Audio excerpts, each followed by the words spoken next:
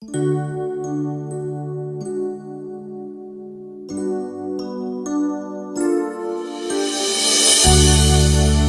ब्रज गोपियां मेरे लिए तड़फ रही हैं, रो रही हैं। अरे जब भगवान के लिए तुम्हारे नेत्रों से अगर दो अश्रु नहीं निकले तो क्या। भगवान से प्रेम का पता तो तभी लगता है ना कि तुम्हें भगवान से कितना प्रेम है। भगवान से प्रेम होने की पहली पहचान यही है कि श्रोता बनकर के शांत चित्त होकर के कथा सुने। हे प्रभु तब कथामृतम तप्त जीवनम। हमने कथा सुनी और हम तुम्हें अपने हृदय में ना बसा सके तो उस कथा को सुनने से फायदा क्या हुआ। जब भगवान ने देखा ब्रज गोपियां आज बहुत व्यथित हैं और मेरे गोविंद प्रभु प्रकट हो गए और राधा नाचे कृष्णा नाचे, नाचे गोपी वृंद। और मन मेरो बन गयो सखीरी पावन वृंदावन। हर मन मेरो बन गयो सखीरी पावन वृंदावन। और फिर से मेरे गोविंद प्रकट हुए और प्रकट होकर के इस प्रकार से आज ये महारास की लीला हुई। इसके बाद में मेरे प्रभु और ब्रज के अंदर अनेकों लीलाएं करते हैं, अनेकों अवतारों की ये अनेकों लीलाओं को करते हैं मेरे प्रभु। अब बड़े हो रहे हैं मेरे प्रभु। कंस मारने का प्रयास करता है, बहुत प्रयास करता है, परंतु भगवान हमेशा राक्षसों का वध कर देते हैं। भगवान का कुछ नहीं बिगड़ा कंस से। आज कंस ने विचार किया क्यों ना मैं कृष्ण को छल से मार दूं और अक्रूर जी को ब्रज वृंदावन भेजता है कि कृष्ण को लेके आओ। अपने यहाँ यज्ञ का आयोजन करता है, धनुष यज्ञ। उस धनुष यज्ञ में अक्रूर जी को भेजता है बुलाने के लिए, लेके आने के लिए। जाओ बाबा नंद के यहाँ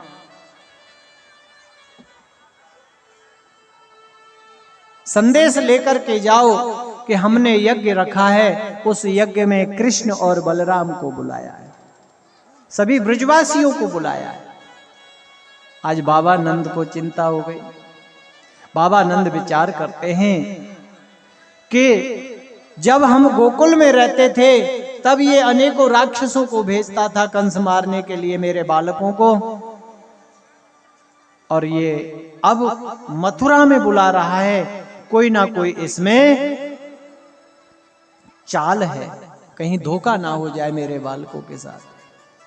आज बाबा नंद सभी ब्रजवासियों के साथ दरवाजे पर बैठे हैं। सभी ब्रजवासी उदास हैं, क्या किया जाए। अक्रूर जी आए हैं लेने के लिए। अक्रूर जी जो हैं वो भगवान कृष्ण के चाचा लगते हैं। बोलो राधे राधे। वो कंस के मंत्री हैं, वो लेने के लिए भेजे। क्यों भेजे हैं? क्योंकि कोई भी अपने बालक को दूसरे के साथ नहीं भेज सकता, इसलिए अक्रूर जी मंत्री हैं कंस के, कंस की आज्ञा में हैं, परंतु चाचा लगते हैं कृष्ण और बलराम के, इसलिए वो भेज देंगे इनके साथ। जाकर के सूचना दी अक्रूर जी ने। उसी समय सभी ब्रजवासी उदास हो गए कि पता नहीं क्या षड्यंत्र है। और भगवान श्री कृष्ण प्रभु आते हैं और आकर के उस समय उनसे कहते हैं, बाबा नंद से कहते हैं कि बाबा काहे को रो रहे हो, क्यों उदास बैठे हो। बाबा नंद कहते हैं बेटा कोई बात नहीं। अक्रूर जी बताते हैं कि कन्हैया मैं तुमको यज्ञ दिखाने के लिए लेने आया हूँ। कंस ने मुझे भेज दिया है, राजा कंस ने तुम दोनों भाइयों को बुलाया, सभी ब्रजवासियों के लिए निमंत्रण है, चलो। भगवान कहते हैं जरूर चलेंगे, यज्ञ देखने के लिए चलेंगे, उत्सव है, बाबा नंद को कहते हैं बाबा हम तो जरूर जाएंगे, हम तो जरूर जाएंगे। और भगवान श्री कृष्ण प्रभु प्रिय बंधुओं रथ में चढ़ जाते हैं और उस रथ में चढ़ करके चलने लगते हैं। सभी सखियां रथ के आगे लेट जाती हैं, रोकने का प्रयास करती हैं, ग्वाल वाल भी रोकने का प्रयास करते हैं, पर कन्हैया कहते हैं नहीं, मैंने यज्ञ देखने जाना है। अक्रूर जी रथ को आगे बढ़ाते हैं और चलते हैं मथुरा नगरी की तरफ। ब्रज गोपियों ने बहुत प्रयास किया रोकने का, कन्हैया रुके नहीं। मैया यशोदा को प्रणाम करके, बाबा नंद को प्रणाम करके, बाबा नंद को कुछ बातें कहते हैं। राक्षस मेरा क्या बिगाड़ लेंगे? मां मैंने तेरे हाथ का मक्खन खाया है, आज जाऊंगा, कल यज्ञ के दर्शन करूंगा, परसों मां तेरे पास फिर से आ जाऊंगा।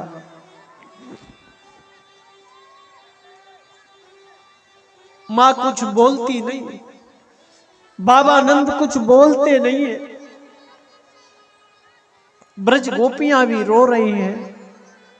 बाबा नंद के, मैया यशोदा के नेत्रों से जल की धारा बह रही।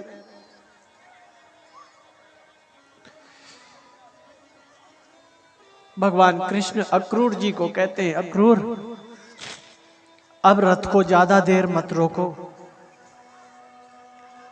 अब मेरे से रहा नहीं जा रहा।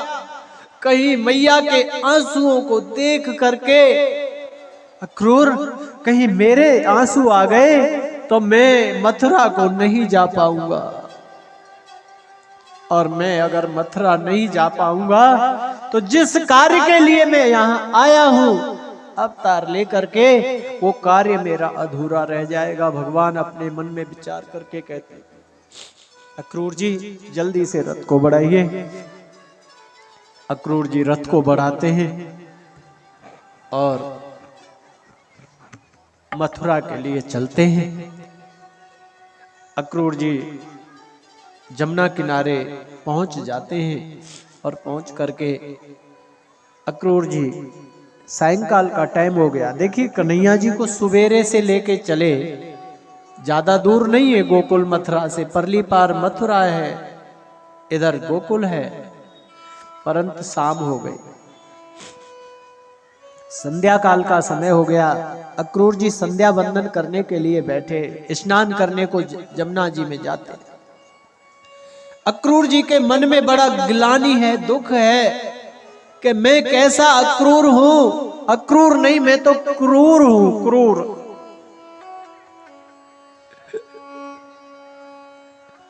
मैं सारे ब्रजवासियों को रोते हुए छोड़ करके आया, आज अक्रूर जी अकेले में जाकर के जमुना किनारे रो रहे कि मैं कितना क्रूर प्राणी हूं कि इन छोटे छोटे बच्चों को लेकर के आ गया माँ बाप से दूर, और कंस इतना क्रूर है इनको तत्काल समाप्त कर देगा, मार देगा। पर संध्या बंदन का समय था, रोते रोते अक्रूर जी जमुना में प्रवेश होते स्नान के लिए। भगवान एक माया करते हैं, भगवान एक माया करते हैं कि अक्रूर जी को रोता हुआ देख करके रथ में से कन्हैया जी माया करते हैं। जैसे ही अक्रूर जी जमुना में डुबकी लगाते हैं तो शेष सैया पर सोए हुए प्रभु के दर्शन होते हैं। कन्हैया जी, जिन कन्हैया जी को रथ में बैठे छोड़ के आए, अभी अक्रूर जी जमुना जी के अंदर शेष सैया पर सोए हुए नारायण के रूप। अक्रूर जी घबरा गए, जल्दी से बाहर निकले, अरे मैं रथ में छोड़ के आया, बच्चे हैं, कहीं जमुना में तो नहीं गिर गया। जाकर के देखते हैं दोनों भाई रथ में बैठे। फिर जाते हैं जमुना में स्नान के लिए, क्यों अभी स्नान तो पूरा हुआ नहीं था।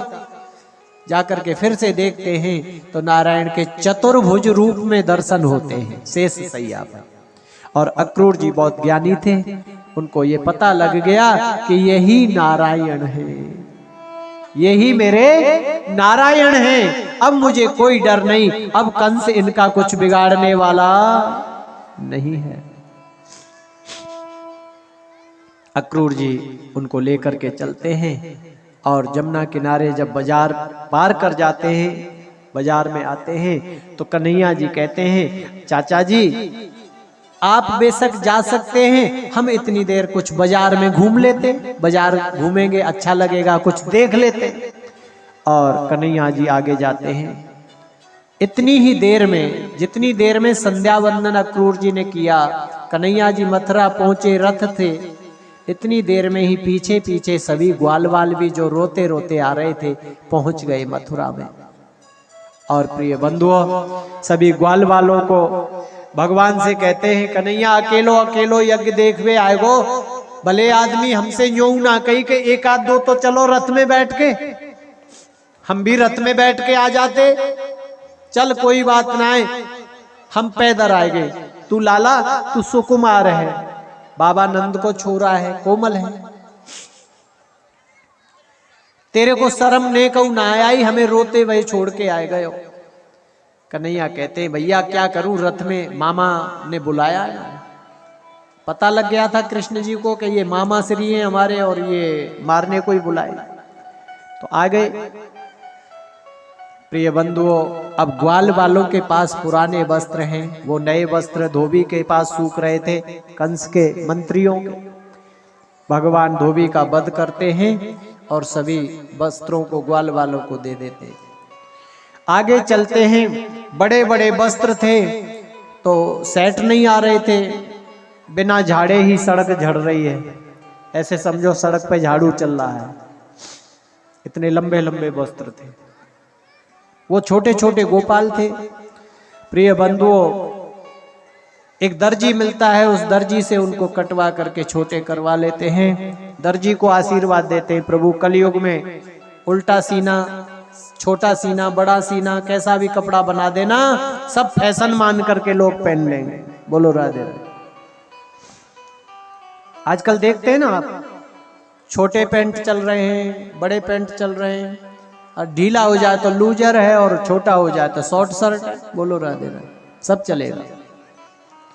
उसके बाद में भगवान एक माली है, उसका उद्धार करते हैं, उससे मालाएं पहनते हैं, सुंदर लगते हैं। आगे एक कुब्जा मिलती है टेढ़ी, कई जगह से टेढ़ी थी वो औरत, कुरूप थी, सुंदर नहीं थी, पर वो चंदन बड़े प्यार से घिसती थी और उस चंदन को कंस लगाता था अपने मस्तक पर। चंदन हमेशा लगाना चाहिए सभी को। उस कंस के लिए चंदन घिस के लेके जाती थी, भगवान के चंदन लगाती। आज भगवान मिल गए, भगवान ने उसको सुंदरी कह करके बोले थे, तो वो बड़ा आश्चर्य करती है कि आज तक मुझे किसी ने सुंदरी नहीं कहा। और ये सुंदरी कहने वाला बालक, तो वो कहने लगी बालक मजाक कर रहे हो? अरे लाला मजाक कर रहे हो? भगवान बोले हम मजाक नहीं करते देवी, हम मजाक बिल्कुल नहीं करते किसी से। तुमने मुझे सुंदरी कहा है, इसलिए चंदन आज तुम्हारे ही लगा देती हूँ, कंस के तो रोज लगाऊं। कन्हैया के चंदन लगाया, कन्हैया ने आशीर्वाद दे दिया, वो इतनी सुंदर बना दी, उसको बहुत प्रसंग आता है कथा, उसको सुंदर बना दिया कुब्जा को, जो कई जगह से टेढ़ी थी। उसके बाद जाते हैं प्रिय बंधुओं, आगे बढ़ते चले जाते हैं। दरवाजे पर कुबलिया पीड़ नाम का हाथी लगाया हुआ था, जहां धनुष रखा था उसके लिए। तो भगवान सबसे पहले उस कुबलिया पीड़ हाथी को वध कर देते हैं, कृष्ण और बलराम मार देते हैं उसे। उसके बाद आगे जाते हैं, जहां धनुष रखा था सभा रंग मंडप में, उस धनुष को उठाते हैं, जैसे ही खींचते ही वो टूट जाता है, उसकी आवाज होती है, बहुत विशाल आवाज होती है। उसकी आवाज कंस के यहाँ कानों में जाकर, जैसे ही कंस के कानों में आवाज धनुष टूटने की पड़ी, तो कंस को शंकर भगवान ने जब ये धनुष दिया था, उस समय कहा था कि जो इस धनुष को तोड़ेगा वह तुझको नहीं छोड़ेगा। उसको बताया था कि तेरा काल, तेरी मृत्यु ऐसे होगी। तो कंस को ये यकीन हो गया, विश्वास हो गया कि यही बालक मुझे मारने वाला है। कंस ने पहलवानों को द्वारे पर लगा दिया। भगवान श्री कृष्ण प्रभु ने मुष्टिक और चांडोर, ये जो उसके पहलवान हैं, उनको मार दिया, उनका वध कर दिया। सभी राक्षसों को मार दिया, जो भी भगवान से लड़ने के लिए आए सबका वध कर दिया। और भगवान ने छलांग लगा करके सिंहासन पर पहुंच करके, कंस के सिंहासन पर पहुंच करके कंस के केसों को पकड़ लिया और एक हाथ से तलवार को गिरा दिया पकड़ करके। जैसे हाथ में, जिस हाथ में तलवार ले रखी थी उस हाथ को जोर से पकड़ लिया, तलवार नीचे गिर गई। एक हाथ से प्रभु ने केस पकड़ लिए कंस के। कंस एक हाथ से कृष्ण से अपने केसों को छुड़ाना चाहता है और कहता है कि छोड़ो छोड़ो, अरे कृष्ण छोड़ो। भगवान कहते हैं मामा जी, हम जिसे पकड़ लेते हैं उसे छोड़ते नहीं है। और भगवान केस पकड़ करके तत्काल नीचे गिरा लेते हैं, सिंहासन से नीचे ले आते हैं और छाती पर बैठ जाते हैं। और कंस कहता है मुझे छोड़ो। तो भगवान कहते हैं मामा जी, जिस समय तुमने मेरी माँ के केस पकड़ करके रथ से गिराया था, उस समय मेरी माँ ने भी कहा था कि भैया दर्द हो रहा है मेरे केसों में, मुझे छोड़ दो, माफ कर दो। परंतु तुमने मेरी बहन माँ के केस नहीं छोड़े थे, आज ये बदला पूरा होता है। ऐसा कहकर के भगवान उसकी छाती में मुक्का देते हैं और एक ही मुक्के में कंस का प्राणांत हो जाता है, कंस मारा जाता है।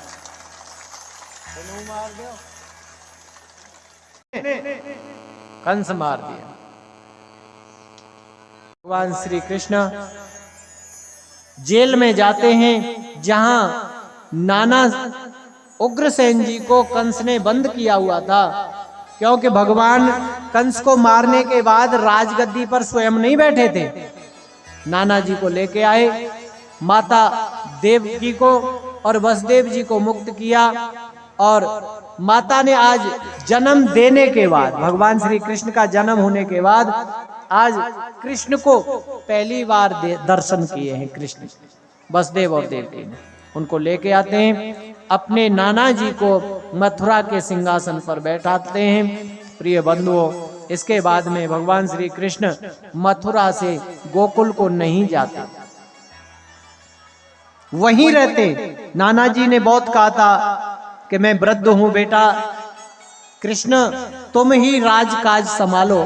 भगवान कृष्ण ने कहा नाना जी, ये गद्दी मेरी नहीं है, ये आपकी है, आप इस पर बैठिए, जो कार्य करने वाले हैं उनको मैं सभी को कर लूंगा, परंतु गद्दी पर आपको ही बैठना होगा। प्रिय बंधुओं, भगवान श्री कृष्ण मथुरापुरी में ही रहते हैं, नाना जी के यहाँ वसुदेव जी और देवकी माता भी वहीं रहते हैं। बड़े होते हैं भगवान श्री कृष्ण प्रभु, और बड़े होकर के मेरे प्रभु वसुदेव जी उनको पढ़ने भेजते हैं। ये सांदीपन गुरु जी की नगरी में विद्या पढ़ने जाते हैं, उज्जैन में। वहां पर उनकी मित्रता होती है सुदामा नाम के ब्राह्मण से। विद्या प्राप्त करके मेरे प्रभु फिर से ब्रज वृंदावन, इसमें मथुरा नगरी में आ गए और मथुरा नगरी में आनंद के साथ रह रहे हैं। परंतु आज एक दिन आश्चर्य की घटना घट जाती है। बोलो राधे राधे। क्या घटना घटी? घटना ये घटी कि भगवान के लिए रोज नित्य प्रति अनेकों प्रकार के व्यंजन बनते थे भोग के लिए, भोजन के लिए, परंतु मक्खन नहीं होता था रोज।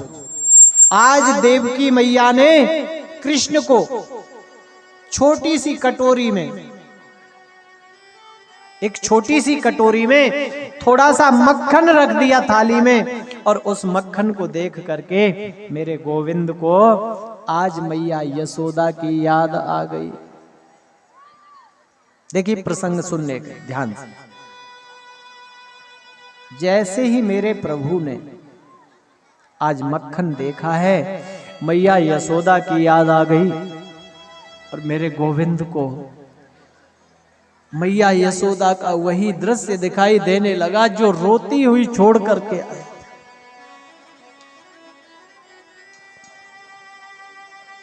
आज मक्खन को देख करके कन्हैया के नेत्रों से फिर जल बहने लगा। मैया देवकी आई, देवकी आकर के दौड़ी दौड़ी कहने लगी, बेटा क्या हुआ, कृष्ण क्या हुआ, क्यों रोए जा रहे हो? बोलते नहीं है, कुछ बताते नहीं है।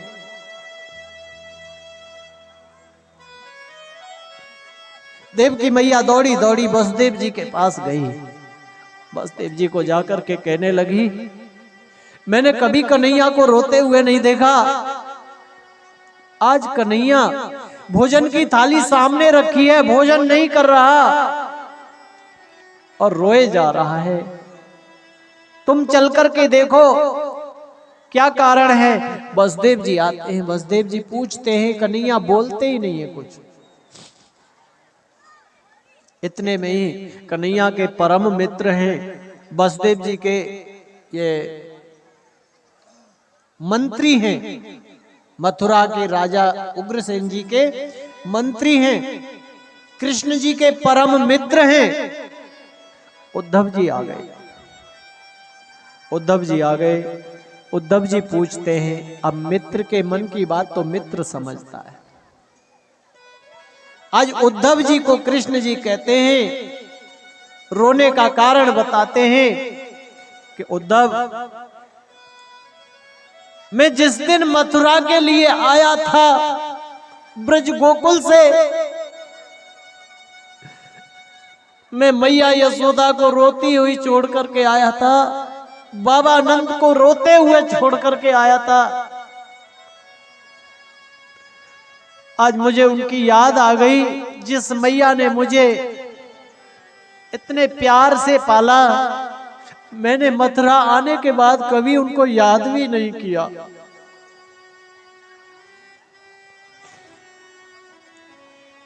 जिस बाबा नंद को, जो बाबा नंद मुझे ये नहीं देखते थे कि मिट्टी में हो रहा हूं, कैसे हूं, गोदी में लेकर के डोलते थे, मुझे गोदी में लेकर के इतना लाड करते थे, प्यार करते थे। उन ब्रजवासियों को, जो ब्रजवासी मेरे अंग संग रहते थे, उन ब्रज गोपियों को, जिनके घर घर जाकर के मैंने मक्खन चुरा चुरा करके खाया था, मैं उनको रोते हुए छोड़ करके आ गया। मैं गया नहीं मुड़ करके, मैंने खबर नहीं ली उनकी कभी। मुझे याद आ रही है। उद्धव जी कहते हैं, कृष्ण, अरे उन ग्वाल लोगों को याद करते हो, तुम मथुरा के राजा हो, तुम उनको याद करते हो। देखो तो सही, वो ग्वाले लोग हैं, गांव के रहने वाले, अरे सूखी रोटी खाने वाले, पोखरा का पानी पीने वाले, उनको याद करते हो। भगवान कहते, तुम नहीं समझोगे उद्धव। जो प्यार मेरे को उन ब्रजवासियों ने दिया, वो प्यार मुझे आज तक किसी ने दिया नहीं मथुरापुरी में। उधो मथुरा उधो, चाहता हूं पर मैं भूलता नहीं। उधो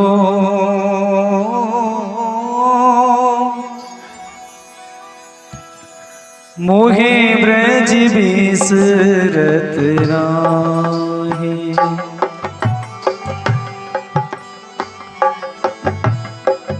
ये मथुरा कंचन की नगरी,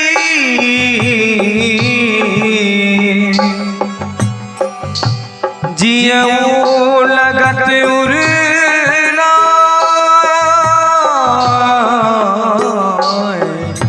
मोहे ब्रज बिसरत ना। उधो बिसरत ना।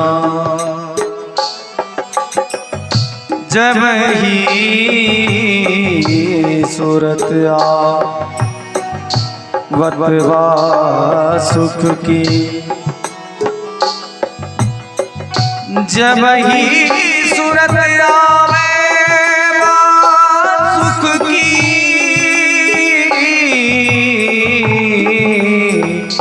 जिये वो लगत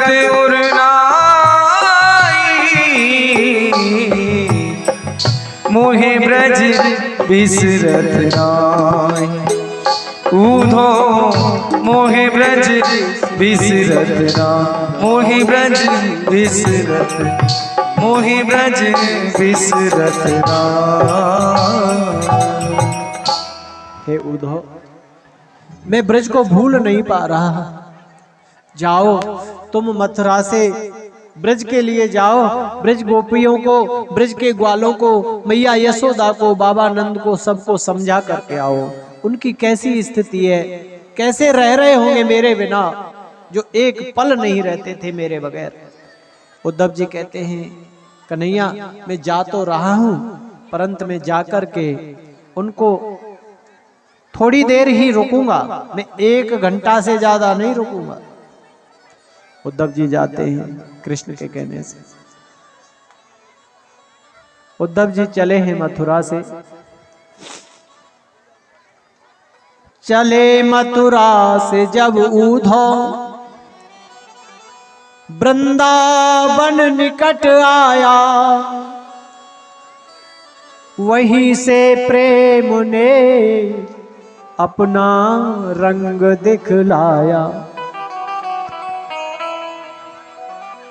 उलझ कर वस्त्र में कांटे लगे ऊधों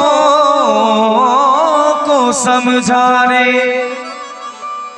तुम्हारा ज्ञान पर्दा फाड़ दे, हम प्रेम दीवाने हैं, प्रेम जगत में सार और कुछ सार नहीं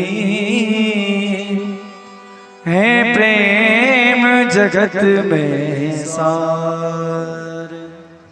उद्धव जी जब गोकुल मथुरा के लिए चले, मथुरा से चले, तो उनको अभिमान था कि मैं परम ज्ञानी बृहस्पति जी का शिष्य हूं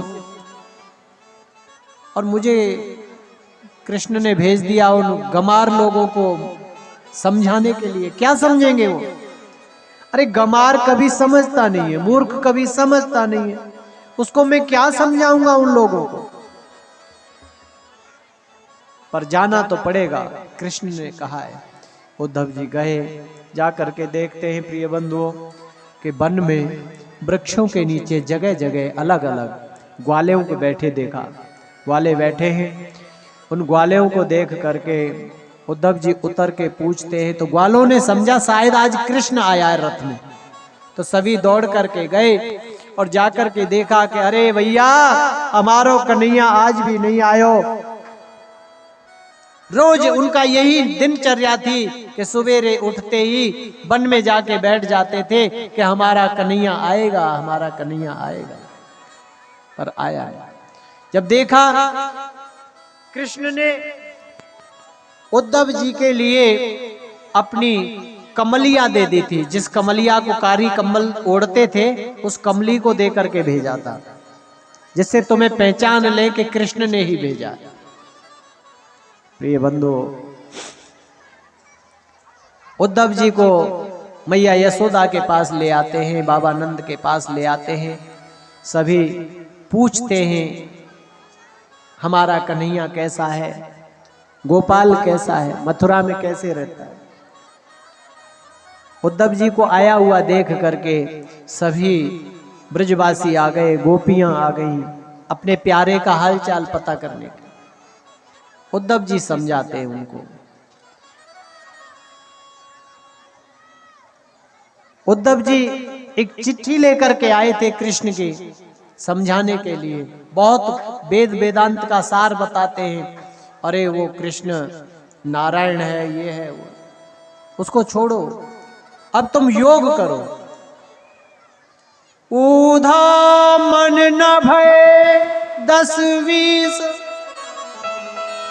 एक हतो सो गयो श्याम संग को आराधईस,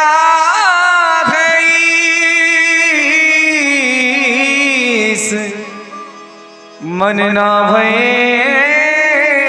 10-20। तुम तो सखा